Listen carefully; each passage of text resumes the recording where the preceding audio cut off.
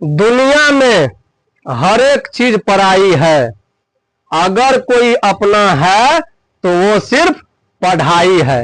ये बात सभी विद्यार्थी ध्यान से सुन लो। अगर आप लोग पढ़ाई नहीं कीजिएगा, पढ़ाई क्षेत्र में आगे नहीं जाइएगा, तो आप लोग का जीवन कैसे हो जाएगा? पशुता के समान हो जाएगा, पशु के समान हो जाएगा। तो चलिए, आज जो हम बात करने के लिए जा रहे हैं, पशुता जो बोले हैं, इसमें कुछ रीजन है।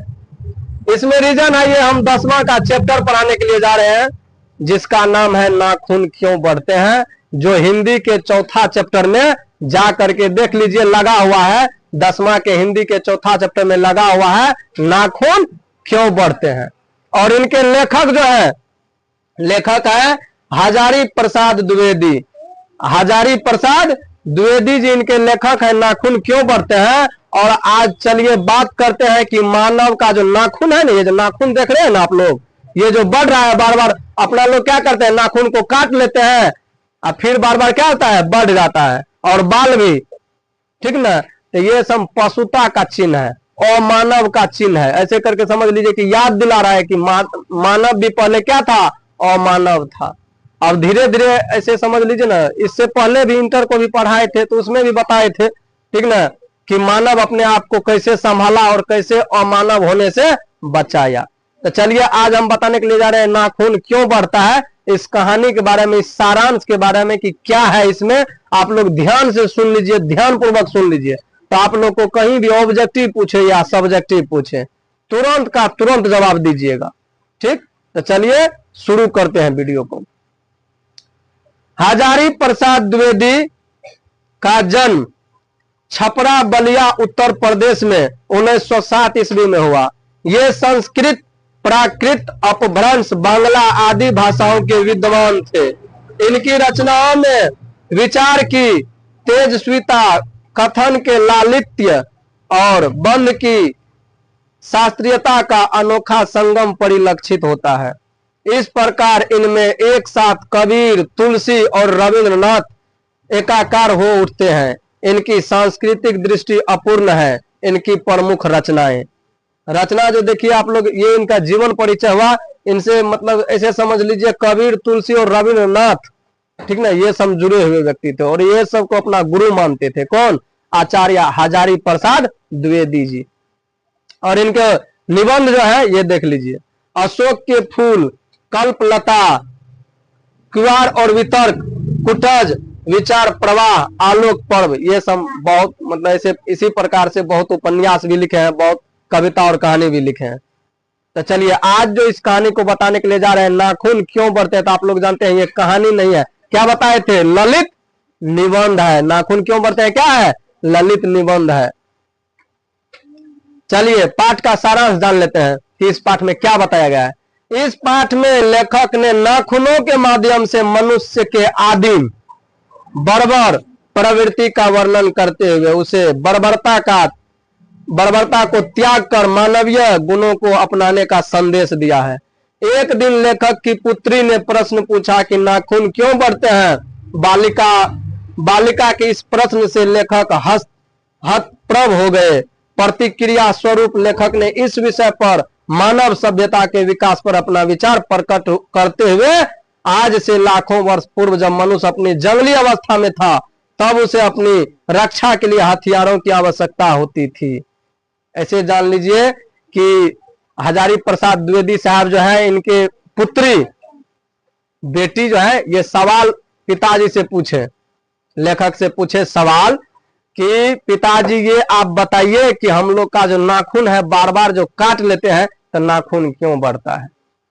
तो पिताजी देखिए, ये लेखक जी जवाब दे रहे हैं कि काहे नाखून बढ़ता है। ये पहले जो मानव था ना, अपने शिकार करने के लिए, आप लोग जानते थे, न पहले कचिया था, न खुरपी, न कुदाली, कुछ नहीं था।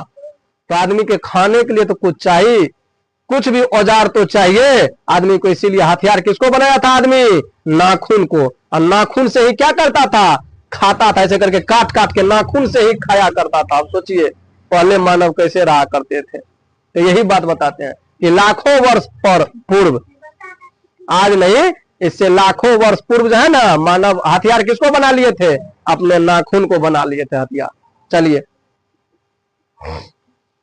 इसीलिए मनुष्य ने अपने नाखूनों को हथियार स्वरूप प्रयोग करने के लिए बढ़ाना शुरू किया, क्योंकि अपने प्रतिद्वंदियों से जूझने के बाद पत्थर, पैर की डाल आदि का व्यवहार होने लगा। इस प्रकार जैसे जैसे मानव सभ्यता का विकास होता गया, मनुष्य अपने हथियारों का भी विकास करने लगा।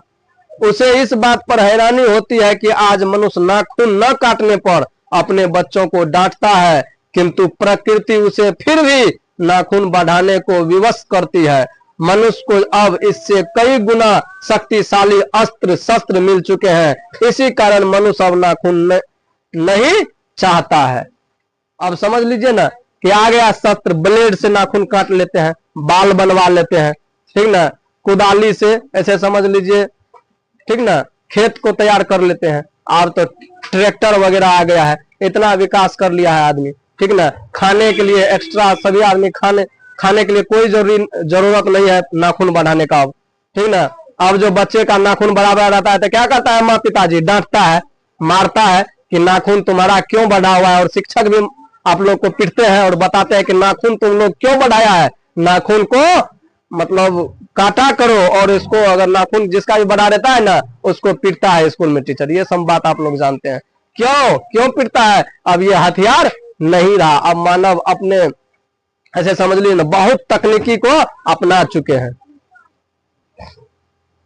लेखक सोचता है कि मनुष्य किस ओर बढ़ रहा है, मनुष्यता की ओर अथवा पशुता की ओर, अस्त्र शस्त्र बढ़ाने की ओर अथवा अस्त्र शस्त्र घटाने की ओर। आज के युग में नाखून पशुता के अवशेष है तथा अस्त्र शस्त्र पशुता के निशानी है। यह सच है कि आज परिस्थितियां बदल गई है, उपकरण नए हो गए हैं, उलझने की मात्रा भी बढ़ गई है, परंतु मूल समस्याएं बहुत अधिक नहीं बदली है। लेखक सोचता है कि ऐसी स्थिति में मनुष्य को कैसे सुख मिलेगा, क्योंकि देश के नेता वस्तुओं की कमी के कारण उत्पादन बढ़ाने को सलाह देता है, लेकिन बूढ़े आत्मलोकन की ओर ध्यान दिलाते हैं। उनका कहना है कि प्रेम बड़ी चीज है जो हमारे भीतर है। इस निबंध में लेखक ने मानवता पर बल दिया है और महाविनाश से मुक्ति की ओर ध्यान खींचा है। ठीक, यहाँ पे बात बताया कि नाखून तो अपना जो शस्त्र है, ठीक ना, आदमी अपना शस्त्र के नाखून को जो शस्त्र पहले बनाया हुआ था, इसको धीरे धीरे क्या किया, हटा दिया।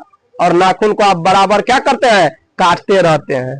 और पशुता से क्या, इसका क्या करते हैं कि आदमी को याद दिला रहा है, सभी मनुष्य जीवन को याद दिला रहा है, ठीक ना, सभी मनुष्य को, कि पहले हम लोग भी क्या थे, एक पशु के समान थे, एक अमानव थे।